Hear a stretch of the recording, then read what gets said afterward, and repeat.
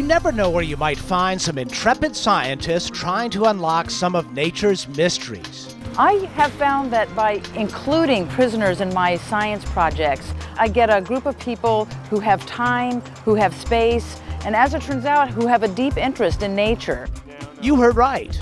With help from the National Science Foundation, forest ecologist Nalini Nadkarni and her team study rare prairie plants nowhere near the prairie.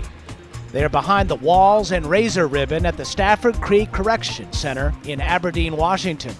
I'm glad you're getting much better at the amount of seed per cell.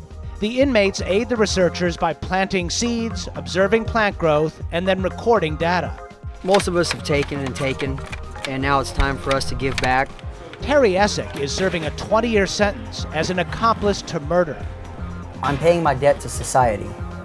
Nadkarni is studying the dwindling prairie plants, trying to learn how best to cultivate them in the wide open spaces they call home. You are fast, man. The effort is appreciated here in the narrow confines of incarceration. For anybody to actually make the effort that they've made to see this through is great. It's a win-win proposition, a science redemption, if you will. Scientists get a reliable staff of long-term research assistants.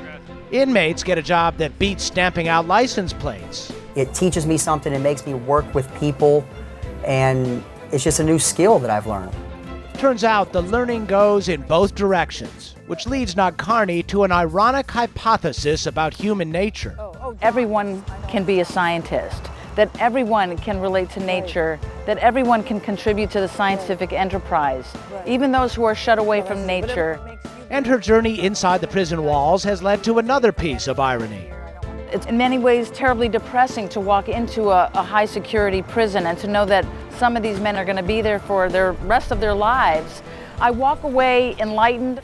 Other prisons are now interested in bringing science and scientists behind bars as well. For Science Nation, I'm Miles O'Brien.